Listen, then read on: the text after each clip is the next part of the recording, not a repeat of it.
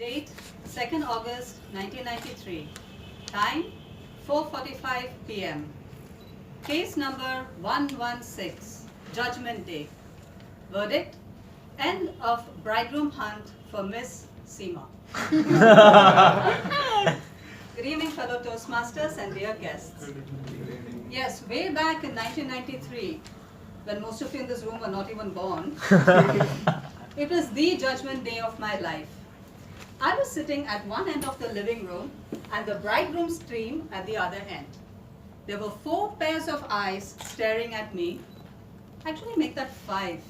They had brought their pet dog along too. I still wonder why.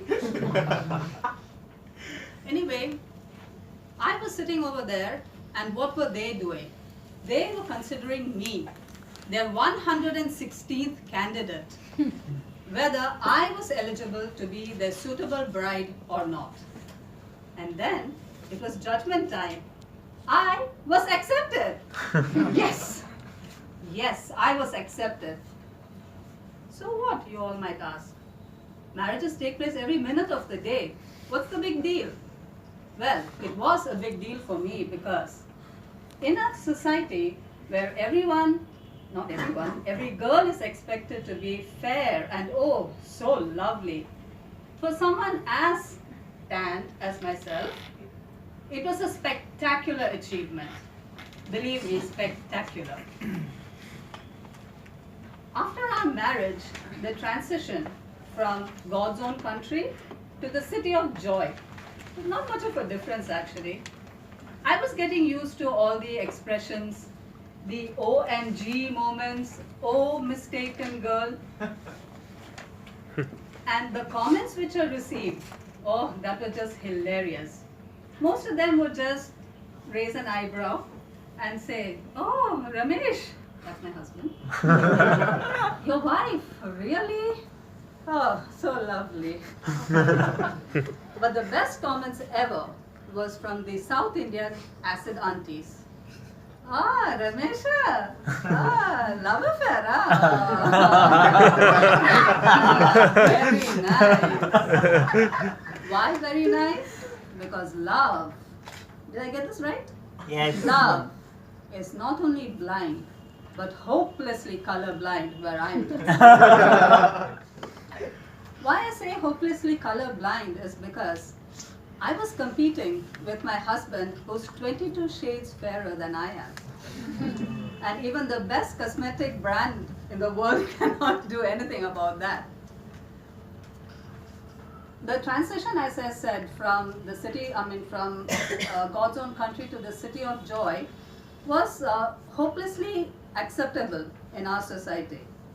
And then came a time when I want to narrate an incident which happened a few years before my marriage. An elderly gentleman called my mother asking about the prospective bride, which is me. Not for him, for his grandson. So he asked my mom, he asked the general questions about age, education, qualifications and everything. And then he asked one question which really blew our minds.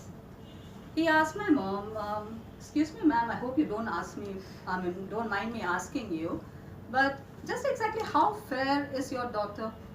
Is she pink fair? Maybe yellow fair? Or definitely brown fair? My mom and I were zipped. A few incidents like this over a period of time made me realize that I need to probe a little more deeper into this color consciousness, this craziness that is still rampant in our society even today. And I have come to this personal conclusion that we Indians are not to be blamed totally. It is inherent in us, which is why probably our little Lord Krishna, when asked his mother very innocently, Radha kyun gori? Main kyun kala? Main kyun kala? Which when translated means, Mummy, why is Radha so fair and I am so dark? Now it is okay for the Supreme Lord to ask this silly question because he has got millions of devotees falling at his feet every moment of the day. So it doesn't matter whether we paint him pink or purple or blue. He is going to be immensely popular for a very long time. Huh? And what about our goddesses? Can anyone point out at least 5 goddesses out of the millions that we have? 5 goddesses who are portrayed as dark-skinned? Kali. Kali. Vishnu. Goddesses. Goddesses. Come on, we are Toastmasters. We need to know all this. No more? Out of millions? Well, the young man at the back, Bipasha Basu does not fall into this category. A goddess. So out of the millions of goddesses, we just have maybe 1 or 2. So I'd like to say in this splendid gathering that there is a lot much more to beauty than sees the eye. I rest my case, ladies and gentlemen. I rest my case. Thank you.